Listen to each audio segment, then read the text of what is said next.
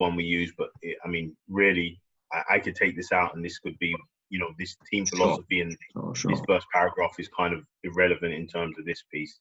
The top bit I kind of added recently, and doing my research and looking at everything. And I've been talking a lot about skill development and looking at that. And I listen to the Australians, I listen to the Serbians, I listen to the Spanish, and I listen to the Americans, and pretty much they all say it in different ways, but consistently, these are the 5 areas they talk about. When you talk about individual development, you talk about when you judge what a player can do, you're going to look at them in these 5 areas. Can they pass the ball? Can they shoot, which I include finishing with, different types of finishing? Can they dribble the basketball? What's their use of dribble like? Not just do tricks. Can they actually functionally dribble? Some players aren't great ball handlers, but they're able to handle the ball well enough to get their job done really well. Can they defend one-on-one? And then what's their footwork like? The ability to pivot, the ability to stop, what's their stopping mechanics like? Because this empowers, especially young kids, it really empowers them, this piece. And I think we don't get enough of that. So everything we do, it's got a technical underlaying of this piece. The next bit is you see this illustration over here, and this decide, commit, succeed, the foundation of conditioning and discipline, and then your 4 core values or key behaviors. So the first thing I say to players is, especially at the national team level, is you've got to come in with this. You've got to come in with the idea that, you're going to be conditioned and you're going to be disciplined. And we really have to explain what we mean by discipline. It's not about being disciplined as, you're in trouble if you don't do something. We talk more about, I'm going to do what I say I'm going to do. So you have to, as a player, especially at the national team level with the short window, but at any level, I think if you want to be good at anything, you have to be able to say, okay, I'm going to be disciplined at what I do. So from a coaching perspective, I watch loads of coaches come into a training session and they say they're going to work on something, but then they're coaching everything.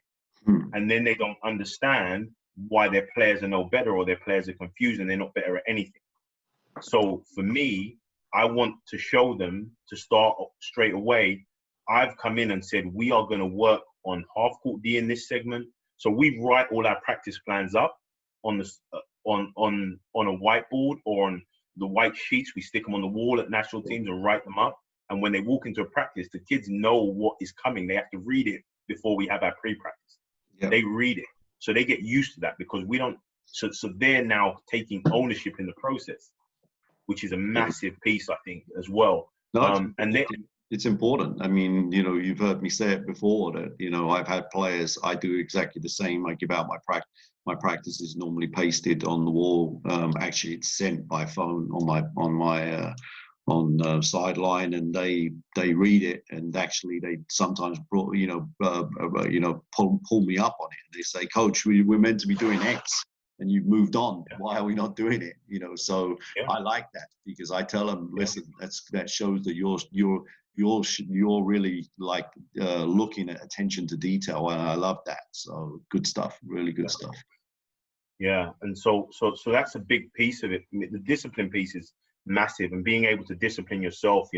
We had one girl that started every game for us in the Euros, a year young. I think she's going to be an amazing talent. Isabel Bunyan, she's a Welsh kid, and she's long, athletic. She came in and she was a 4. She ended up starting every game for us at the 2, 2-3. She was like a wing, and she ended up with 15 points, 5 steals against Serbia in the 5-6 game. Wow. At the end. So that's kind of like, but she was a kid that kind of came in and was just so in tune, so focused and disciplined that she was able to just achieve every day. Then we go down to these core values. So if they can take care of that part, they come in, and the conditioning piece is big. And I tell you who really helped me with this, Adney, because he was doing a lot of evaluating all around Europe when he was the assistant at Syracuse. He's now at Rhode Island. And he talked to me and he said, for me, conditioning is probably the most important part that they can control. Because you think about a top player. A top player stops being a top player as the moment that their body can't do what their mind wants them to do. So they can be very, very good. You can have all the talent in the world, but if your condition only allows you to play for 2 minutes, you're only that player for 2 minutes. And it was a really interesting concept because I'd never really looked at it like that. I didn't really think about how important it was when I'm watching them every week. If they go away, we had one girl that she was really good. And then all of a sudden I saw her because there was a break after her. She had taken a break for exams and she had come back and she was just in really poor shape. Sure. So all the things that she did really well, she couldn't sustain. She couldn't move the same. She didn't think as sharp. She wasn't able. She could see what she was trying to do, but she couldn't do it. So why would we then take the gamble to say we can get you in condition in this short window that we've got? You need to come in ready. You need to be doing the work outside. And then I think it's these next building blocks are massive. So the idea of this team first mentality. At Wildcats, we talk about family first mentality. Sorry for the loud noise. The family first mentality. And we talk about, playing for each other. I gave this analogy in one of my practices the other day. I said, you don't always like your brother and sister, but you always want them to do well. You're always going to stop them going the wrong way. And, and then on the other hand, we were with young kids, one of their coaches were like, if one kid runs, everybody runs. And it was like, well, hold up, because I know for me, if my brother goes and puts his hand in the fire, that don't mean I'm gonna go put my hand in the fire as well. That's just not. Or if my father turns around and says, you know what, go and get that stick off the tree, and then all of a sudden you want to go get one too for yourself. No, we'll pass on that. We have to be disciplined enough and understand being the behaviors that go along, and this is what we're trying to teach. What are the behaviors that go along with a family first mentality? Sometimes it's telling people what they don't want to hear. Sometimes it's patting somebody on the back. Sometimes it's running over and picking somebody up. Sometimes it's just pointing to acknowledge they've done the right kind of thing. Sometimes it's not allowing people to do the wrong thing when nobody's watching. I think those are big things. Yeah. And then we talk about effort. We talk about what effort looks like. I laugh and people, this is the one that hits home with people the most when I talk about this thing. We've got coaches right now that are watching people in training and they're trying to teach the kid tech-tac and the kid is not even working. No. So you're teaching the kid where they run on the break, but they're not running. That's a waste of time. What's the point? I mean, I've often said, the bottom line is, first of all, effort is a skill. It might be innate or it might be developed, but I can tell you, as a professional coach, you start looking not just for talent and for all of the things that we look for in players, but you look for players that play hard consistently. That's got to be non-negotiable, like you just said. And that's not the easiest of things to find. Some players don't play hard on every single play, or play as hard in the 40th minute as they do in the first minute, and that's really important. So yeah, absolutely, totally agree with you. Yeah. And then the last two, like with the communication piece, was really an interesting piece, because what we found is, and I don't know how.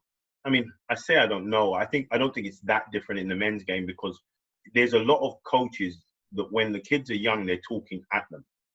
So do you create environments in your sessions where the kid actually gets to communicate, whether that's in session or out of sessions? Do you get feedback? I've heard you talk about feedback forms for the kids. We go through processes that sometimes are really uncomfortable. People say stuff to me and they have all my career and I have to learn.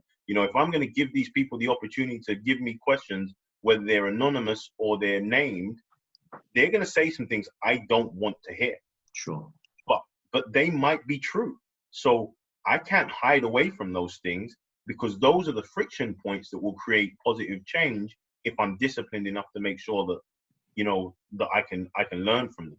So we want to create environments where the players can communicate. And this may be giving them permission to communicate.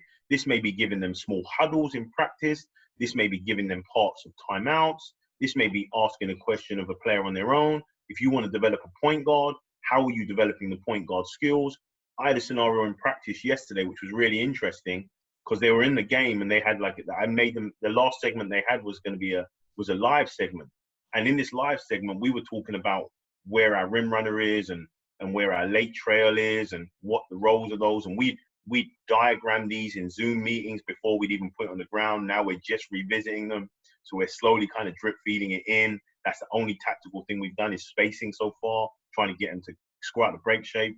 And we had our newest player to the academy who has the least experience, who'd only just played local league and has played with our club for 1 year and now has come to my academy. And, you know, and I explained to her, and I said to her, what's she done wrong there? And she said, you know, she's the trail. Why she ran right on top of her? She should stay late. And she was like, are you going to tell her? And I said, yeah, I will. And then I walked down to stop the clock because one of the teams had called a timeout because they're allowed to do that. And one of the older players already has that habit, or one of the older academy players. So she called a timeout during a drill to get a team together and get them figured out. And this new kid walked in and kind of the first thing she did was to explain to her, remember, if you're the rim runner, you know, or you're not the rim runner and you're the late player, you're the dragon that's coming late to cause havoc, you need to slow down and let that player have that position, and then we get you there later. And the girl, and she's saying this to one of our, probably one of the better bigs in the whole of Europe. She's a talented player, and the kid is just like, man, I'm sorry, man, you're right. Gave the kid a high five and gave the other kid a high five. And I walk back over them and I see him high five, and I'm just like, you just told her, right? And she's like, yeah, I got it, coach. And this is a new kid. So when you start creating an environment like that, they're moving much faster than I could ever make them move, by my words. So we want to create environments like that. And then the last bit is concentration, because, you know, I know for me, and these are my non-negotiables, these are my core values. I know for me, if kids are not concentrating, it's going to frustrate me. It's really going to frustrate me. If I have to say the same thing again and again and again, I'm going to lose my mind. So if I talk to one player, I expect the other player to know. If you are running down the floor and you are supposed to run wide because that's where the space is, and you run narrow and it hurts us on the break and it's something, you know, that's going to bother me. And then there's like, I always laugh as well because people watch players not concentrate through training, and then come game day, they get mad that the kid's not listening in a timeout. Well, did the kid listen in your presentation or in the team's huddle when you were letting them huddle? If they don't have a habit of concentration, don't expect them to flick a switch and get it right on game day. Right. And so that's the last behavior for us. And then the big piece of the philosophy, which again, I'm trying to kind of show our other coaches, is like these blocks in the middle here. Now that's how you want to play. And that's why I say that I want it to adapt to the personnel. Love this. Because I think you can put whatever you want in those bricks. And it's more about, have you got this bit right? Now let's figure out how we teach this based on what we've got for a team. Great stuff. And is that your kind of motto at the top there? Decide, commit, succeed. That's kind of like a rallying call, or what do you? That's how would you decide, or how would you describe that? The roof there. Yeah, I think that's I think the piece. You know, when we talked about it, and my wife's an illustrator, so she put this together for me. And when we talked about it, and when I was trying to explain to her, and I haven't done a good enough job of that piece. It's taken me 2 years to really kind of understand this piece and how to put it into practice myself, you know, not just talk about it and actually do it. But this bit now is probably the next bit we're talking about, like trying to get players to now, okay, if you've got the discipline to make a decision, then you've got the discipline to commit. Often what comes is success. And I think with our U16s last year, with the national team, when we went to the Euros, you know, there was a little bit of that. They had made a decision on, this is who we want to be, and everybody had bought into that. And there was a level of commitment that even when things went badly and we turned it over 42 times in our first game, or 41 times in our first game, there was still the same kind of commitment that we are doing the right kinds of things. We are the right kind of we have the talent to play. We nearly just beat them, even though we were that bad. We made our own mistakes, and we just lost to the team that finished second. And that mindset is, we're committed to this, what we're trying to do. These things work, and then the success follows. Coach, this is just great stuff. I mean, so far we've had, out of the 3 rising stars, we've had Ian with a defensive, concept. James did obviously an offensive, with his motion type system. But this here is really, really important, showing a philosophy of a program. You've taken this both club and country, and I love it. I love this diagram. Going to try and find a way that we can, share this in some sort of way. But this is outstanding stuff. Great, great stuff.